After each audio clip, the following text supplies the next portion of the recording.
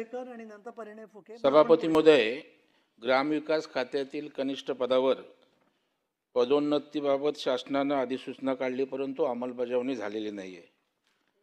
आणि ग्रामविकास हा ग्रामीण भागातील अत्यंत महत्त्वाचा असा भाग आहे आणि कनिष्ठ सहाय्यक पद हेही महत्त्वाचं आहे. सभापती महोदय, ग्रामपंचायत असेल, रेकॉर्ड ठेवणं, माहिती गोळा करणं आणि आवश्यक ती कागदपत्र तयार करणे हे काम त्यांच्याकडे असतं. जन्म, मृत्यू, नोंदणी, मालमत्ता कर यांच्या नोंदणी ठेवण्यावर पण या कामाचा परिणाम मंत्री महोदय त्या ठिकाणी होतोय. ग्रामपंचायत बैठकांची तयारी करणे, बैठकांचं इतिवृत्त तयार करणं, ग्रामस्थांच्या तक्रारी व समस्या ऐकून घेणं, ग्रामपंचायतीच्या मालमत्तेची नोंद ठेवणं, ग्रामपंचायतीच्या उत्पन्नाचे आणि खर्चाचे हिशोब ठेवणे, शासकीय योजनांची माहिती ग्रामस्थांपर्यंत पोहोचवणे, या सर्व कामांवर यामुळे विपरीत परिणाम सभापती महोदय या ठिकाणी झाला आहे. थोडक्यात कनिष्ठ सहाय्यक हा ग्रामविकासाच्या विकास कामात एक महत्त्वाचा दुवा आहे आणि म्हणून ग्रामविकास मंत्र्यांना आपल्या माध्यमातून माझी विनंती आहे की आपण विशेष लक्ष घालून की टाइम बाउंड पिरियडमध्ये ही पदं भरावीत. अशा प्रकारची माझी सांगितलं की 3 जिल्हे सोडले.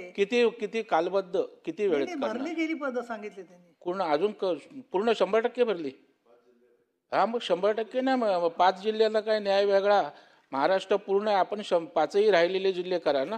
कारण शेवटी आपण सरकार ज्या योजना करतोय त्या योजनाच जर नीट गावापर्यंत गेल्या नाहीत तर त्या ठिकाणी त्याचा उपयोग नाही. त्याच्यामुळे जिल्हा न करता महाराष्ट्र म्हणून राहिलेले 4-5 जिल्हे ते पण आपण करावेत, अशा प्रकारची विनंती आहे.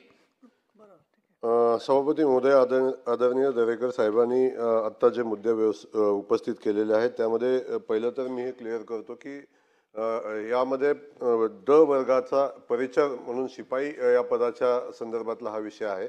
आणि या अनुषंगानं मी पूर्वी आपल्याला सांगितलं की 26 जिल्ह्यात कारवाई पूर्ण झालेली आहे. 5 जिल्ह्यामध्ये जी कारवाई अपूर्ण आहे ती पण कारवाई येणाऱ्या 3 महिन्याच्या पूर्ण केली जाईल आणि त्या 5 जिल्ह्यातल्या सगळ्या पदोन्नतीची कारवाई पूर्ण केली जाईल.